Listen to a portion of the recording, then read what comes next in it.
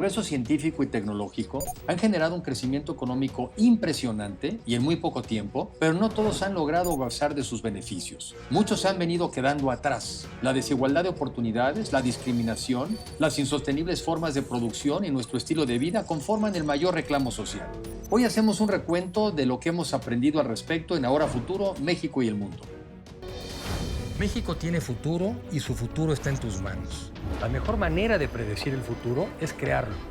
Los avances científicos y tecnológicos han hecho que cambie nuestro estilo de vida, la forma de trabajar e incluso en la que nos relacionamos.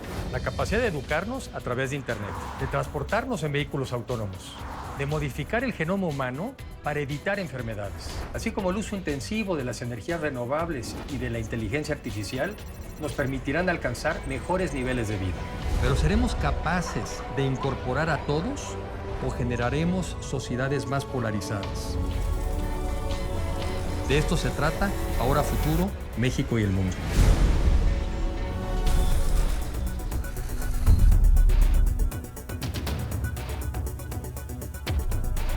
El campo mexicano es un gran ejemplo de cómo mientras unos han progresado notoriamente, otros se han quedado atrás.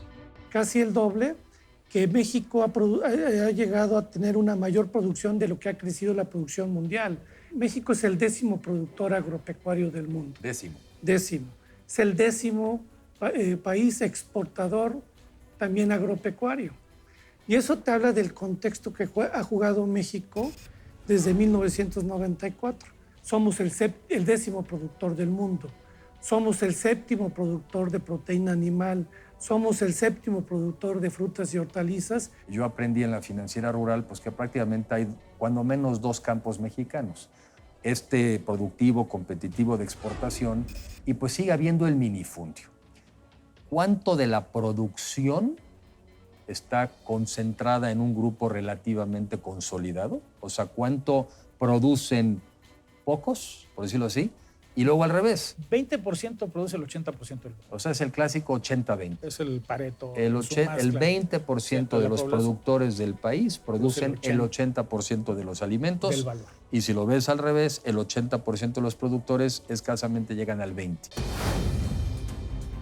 La condición de pobreza no se limita a la falta de oportunidades o al hambre. También erosiona la dignidad de las personas, las hace sentir invisibles para el resto de la sociedad, pareciendo que no se les reconoce su importancia ni su esfuerzo, incluso su existencia. La pobreza genera vulnerabilidad, mientras que la desigualdad provoca sentimientos de ira y de revanchismo. Esto es una mezcla muy peligrosa en una realidad y en un modelo de convivencia que ante la crisis han demostrado su fragilidad. La desigualdad es un gran explosivo en las sociedades, elemento de explosión en las sociedades. La ostentación de automóviles en las calles, por ejemplo, Haití. En Haití hay una gran polarización por la exposición de las diferencias. Además de que la desigualdad de oportunidades es sumamente injusta y por ello debe combatirse decididamente, también debemos tener en cuenta que los niveles a los que hemos llegado a nivel mundial son muy peligrosos. Una persona atrapada en condiciones altamente vulnerables corre un riesgo mucho mayor de contraer enfermedades infecciosas. El coronavirus nos ha mostrado que debemos preocuparnos más por las condiciones en las que viven los demás, pues todos estamos conectados y todos estamos arriba del mismo barco. Si alguien es vulnerable, todos somos vulnerables. ¿Qué mejor ejemplo que una enfermedad que surgió en China y que ya provocó el deceso de cientos de miles de personas en todo el mundo? Además, las personas en condición de pobreza, frustración y enojo son más vulnerables y susceptibles de sumarse al crimen organizado. Esto empeora cuando la gente se segrega en los lugares donde vive, por ejemplo, en colonias ricas o en colonias pobres. Estudios científicos señalan que cuando la pobreza se concentra en zonas muy específicas de una ciudad, es cuestión de tiempo para que las tasas de criminalidad crezcan. Peor aún, si se combina con el resentimiento generado por una desigualdad exacerbada y muy visible. Queremos densificar más las ciudades, pero también queremos que haya una mucho mejor combinación pues de gente con más alto nivel económico, gente que tiene menos y que vivan de manera cercana. Claro. Este tema que en inglés le llaman affordable housing o casas accesibles y que en muchos estados, por ley, tienen los desarrolladores que hacer un porcentaje de viviendas, digamos, más accesibles, pero en el mismo lugar, en el mismo condominio. Algunas personas argumentan que estamos ante un dilema que nos obliga a escoger entre libertad económica e igualdad, que cuando favorecemos al libre mercado generamos progreso económico que tiende a concentrarse en pocas manos, en cambio que si nos dedicamos a reducir la desigualdad debemos sacrificar el progreso económico. Este es un falso dilema, pues sin libertad ni progreso difícilmente daremos buenas oportunidades de desarrollo a los más desfavorecidos. La forma en la que hemos conducido al mundo claramente no ha sido la mejor. Por ello, a partir de hoy y en lo sucesivo, tenemos que continuar haciendo ajustes en el rumbo, sin perder el objetivo que es el de lograr el bienestar de todos, en nuestro caso de los mexicanos. Pero hay que hacerlo con inteligencia, no movidos por el enojo, pues la historia está llena de ejemplos de cómo la ira y la polarización terminan por generar movimientos desastrosos, contraproducentes y muy peligrosos para las libertades y la vida misma. Además, el progreso acelerado que hoy vivimos se da bajo la cooperación. Airbnb no ofrece alojamiento, sino que empodera a millones de personas para que ellas ofrezcan el alojamiento.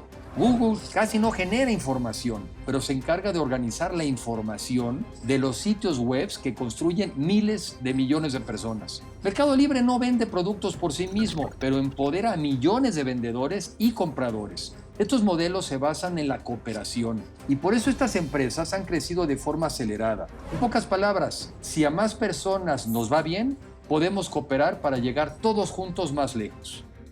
Entonces, por ejemplo, las universidades, más que darte una currícula tradicional, te deberían de dar los elementos para que tú tengas la capacidad de autogobernarte y tú aprender. Claro.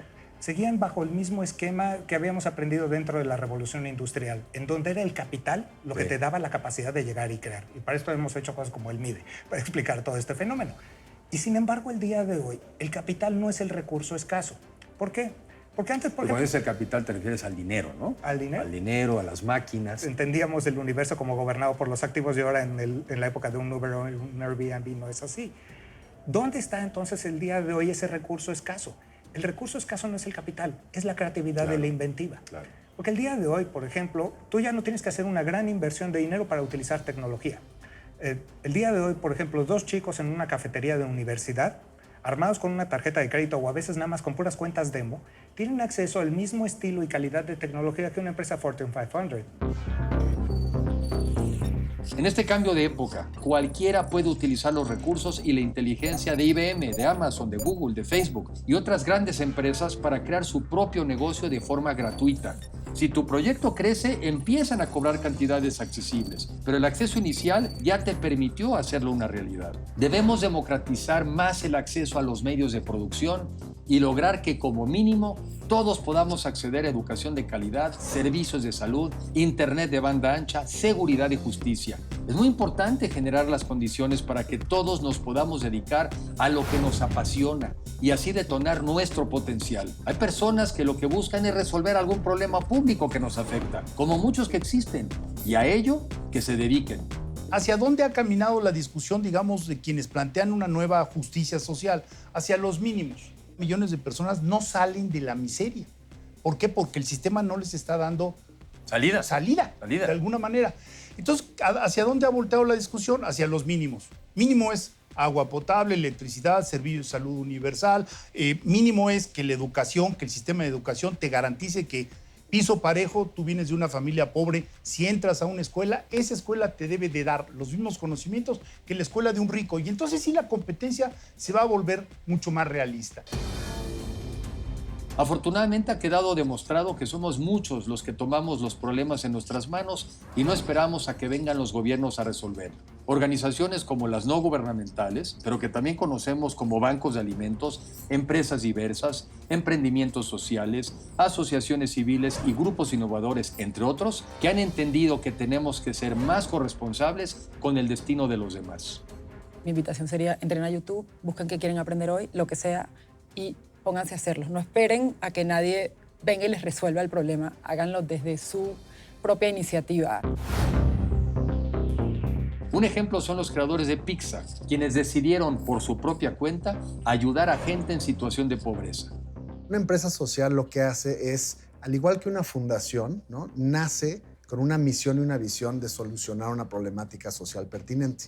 Sin embargo, usa la venida del mercado o el modelo tradicional de la empresa para llevarlo a cabo. Entonces, vende productos o ofrece servicios que a su vez están solucionando esa problemática social. Entonces, está cobrando por eso y está generando una utilidad. Entonces, un resumen es que generan un impacto y al mismo tiempo están generando un ingreso. Y ese es un modelo mucho más autosostenible. Vendiendo pizzas, Pizza obtiene ingresos para dar empleo, capacitación. Además, con esa vocación de altruismo autosustentable, periódicamente dan alimento a muchas otras personas que lo necesitan. A diferencia de una empresa tradicional, las empresas y los emprendimientos sociales intentan beneficiar a todos los agentes que tienen a su alrededor: proveedores, clientes, socios, empleados y a quienes más lo necesitan. Creo que hemos enfatizado el tema. Creo que el tener es parte de la existencia humana y es parte integrante existencial, porque el tener es lo que le permite a la existencia sostenerse.